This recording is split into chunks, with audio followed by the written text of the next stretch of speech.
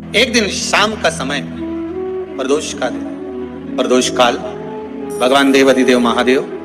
माँ जगतजननी पार्वती जी के साथ में भ्रमण करते। देखिए, अगर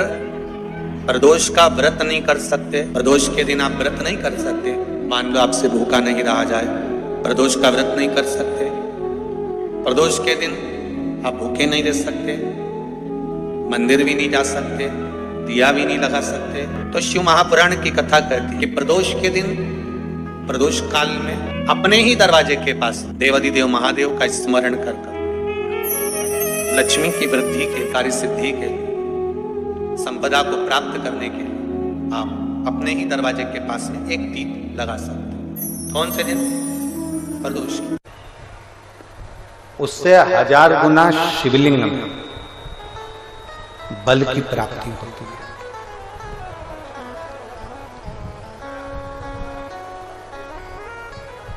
प्रदोष के दिन यदि आपको कहीं से शमी पत्र मिल जाए, प्रदोष के दिन यदि कहीं से आपको शमी पत्र मिल जाए और प्रदोष काल में, प्रदोष का जो समय होता है, शाम का जो समय होता है प्रदोष काल, 4 प्रदोष 5 प्रदोष आप कर कर देखिएगा कि आपका कोई काम है, कोई नौकरी के लिए आप अप्लाई कर रहे हैं, कोई समस्या बड़ी विकट आ गई है, कोई तकलीफ, बड़ा गला पकड़ रहा है बेटा, कोई तकलीफ विकट आ गई है, कोई समस्या विकट आ गई है, प्रदोष के प्रदोष काल में अगर एक शमी पत्र भी आप घर के शिवलिंग को, अब ये करने के लिए आपको मंदिर के शिवलिंग नहीं जाना, अपने घर में जो शिवलिंग, चाहे वो स्फटिक का हो, पारद का हो, कंकर शंकर का हो, लकड़ी का हो, जो शिवलिंग तुम्हारे घर में, कांच का हो, चाहे वो नर्मदा के कंकर का हो, नर्मदेश्वर हो, पाषाण का हो, जो शिवलिंग, चांदी का हो, सोने का हो, तांबे का हो, पीतल का हो, जो शिवलिंग तुम्हारे, एक शमी पत्र यदि आप भगवान शंकर के शिवलिंग पर समर्पित कर रहे हो और उस शमी पत्र को उठाकर रात्रि को 9:15 की जो एक मुहूर्त होता है, एक समय होता है, जिस समय पर हम अपने मन की बात भगवान शंकर को कहते हैं, पूर्व में भी इसका वर्णन हम कर चुके हैं कथाओं में, उस 9:15 पर वो शमी पत्र को उठाकर एक कागज में, एक कटोरी में उसको रख देते। 4 या 5 प्रदोष के उस शमी पत्र को अपने पास में रखिए और जिस कार्य के लिए जा रहे हो उसको जेब में ऊपर के भाग में उसको रखकर लेकर जाइए, आपका वो कार्य सफल होकर ही रहेगा, वो रुक नहीं सकता। उस शमी पत्र में इतना बल होता है, प्रदोष का जो शमी पत्र होता है वो बड़ा बलवान होता है, बड़ा बल। किसी भी प्रदोष के दिन, प्रदोष काल में एक बार लगा दे, उसके बाद में अपनी कामना कर कर बेलपत्री। एक छोटा सा उपाय अवश्य करिएगा। अगर बच्चे कोई एग्जाम में बैठ रहे हैं या कंपटीशन एग्जाम है या नौकरी के लिए अप्लाई कर रहे हो, मान लो 4-6 महीने से बैठे हो, 8 महीने से बैठे हो, सर्विस नहीं है, नौकरी नहीं है, तो एक छोटा सा उपाय अवश्य करिएगा शिव महापुराण का। महाराज बेलपत्री के पेड़ के नीचे विराजमान होकर, बेलपत्री के पेड़ के नीचे जिसको नौकरी के लिए या एग्जाम में बैठ रहा है वो जल चढ़ाए, बेलपत्री के पेड़ के नीचे थोड़ा सा दूध चढ़ाए, फिर जल चढ़ाए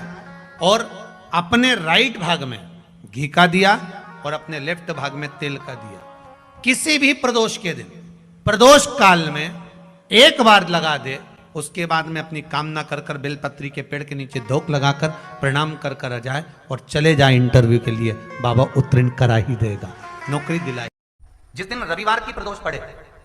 उस दिन एक लाल वस्त्र में पीली सरसों रखकर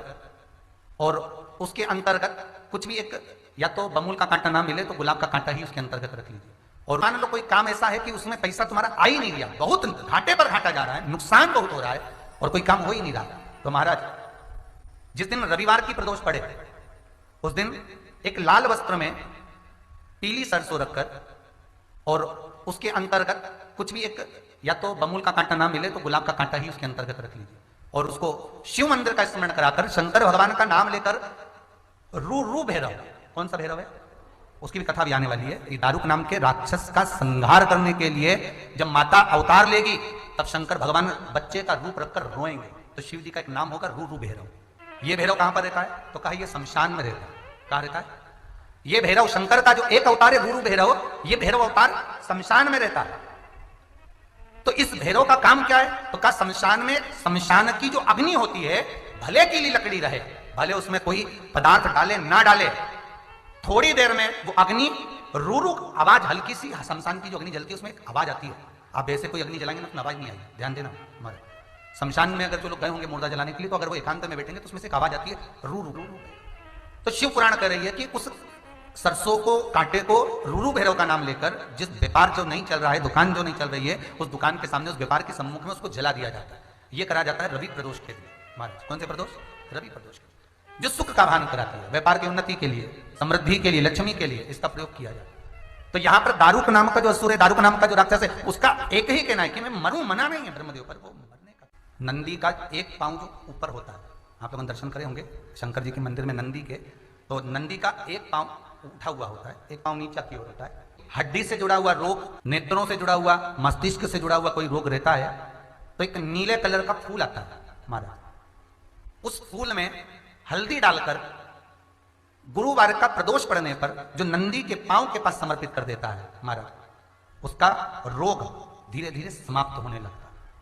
लिंग पुराण कहती है कि नंदीश्वर भगवान के सामने जो पुष्प समर्पित करा जाता है उसको, ये तो लिखा था स्कंद पुराण और शिव पुराण, लिंग पुराण कहती है जो फूल आपने समर्पित करा उसको लाकर पानी की बाल्टी में डालकर आप स्नान भी कर सकते हो, उससे भी हड्डी के जितने रोग होते हैं उसमें आराम लगने लगता है। जैसे कहीं शरीर नहीं चल रहा, हाथ झुन्न पड़ रहा है, हाथ काम नहीं कर रहा, हाथ में झुंझुनी आ रही है, कंपन आ रहा है, जैसे मान लो कोई, चाहे वो शनिचरी प्रदोष हो, चाहे रविवार की हो, सोमवार की हो, मंगल की हो, बुधवार की हो, गुरुवार की हो, शुक्रवार की हो, शनिवार की हो, कोई भी वार की हो, पर बैसाख महीने की प्रदोष,